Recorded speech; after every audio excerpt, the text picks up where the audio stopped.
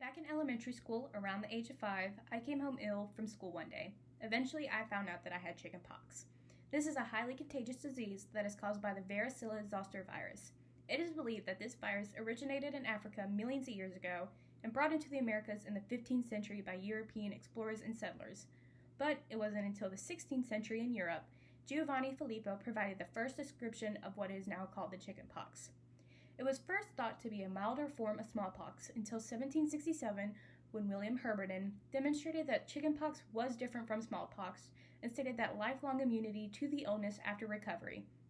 Then, in 1875, Rudolf Steiner showed that it was caused by an infectious agent that could spread to others after taking liquid from a chickenpox blister of an infected individual and spreading it to healthy volunteers. Leading to who, where, why, and how chickenpox was discovered was a lengthy process and does not have a very well documented history, but it can be summarized as to being found in Europe by an English physician named William Herberton, who was trying to prove that it was a different illness than smallpox by observing the variety of different signs and symptoms in different patients over multiple days of sickness. Now, understanding the background, I would like to discuss what microorganism makes up this infectious disease. Chickenpox, as stated earlier, is caused by a virus called the varicella zoster virus. It belongs to the herpes virus family, which is a family commonly found in humans and many other mammals. It would be considered spherical shaped, also known as cocci, and is usually a gram-positive organism. Though through research there is no specific color that is given for this virus, but it is quite unique, with it being enveloped double-stranded DNA that replicates rapidly in human cells and hijacks T cells in the human body. This illness is highly contagious and spreadable and is spread through direct contact with the sick person's blisters, mucus, or saliva, and also can be transmitted through the air via coughing and sneezing. This virus invades the body and begins to reproduce very efficiently. It can take 10 to 21 days before the infected individual notices symptoms.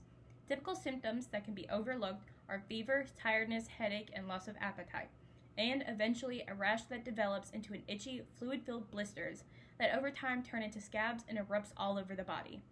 It can first develop on the chest, back, and even the face, but it can slowly spread all over the entire body, including the mouth, eyelids, and even the genital area. When infected, doctors generally diagnose based off of the rash, but it can also be confirmed through blood tests or cultures of the lesion samples of the blisters. Once properly diagnosed, in healthy children, most times it is left to run its course. But however, sometimes an antihistamine is prescribed so that way it can relieve the itch of the rash. Also, for those who are at high risk, medications, if caught early enough, can be prescribed to help shorten the duration of the sickness, because if it is left untreated in those high-risk patients, it can be fatal. After having the chickenpox, the body becomes immune to the disease. However, the virus remains inactive in nerve tissue and could reactivate later in the individual's lives, leading to shingles. This would be considered a long-term complication of the disease, but other than that, majority of the previously healthy patients make a full recovery after having the chickenpox. The worst part being the itching from the rash and the potential scars.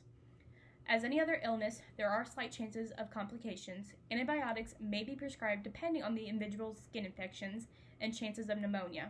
But for the most part, chickenpox are okay to run its course safely through the This illness is highly contagious and spreadable and is spread through direct contact with the sick person's blisters, mucus, or saliva, and also can be transmitted through the air via coughing and sneezing.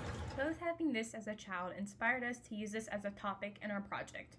Though there has not been new directions of research to control the pathogen after the vaccine was released, we believe that medicine is heading in the right direction for control of this virus and should continue on requiring this vaccine for children going into public schools that can be eradicated completely. Thank you.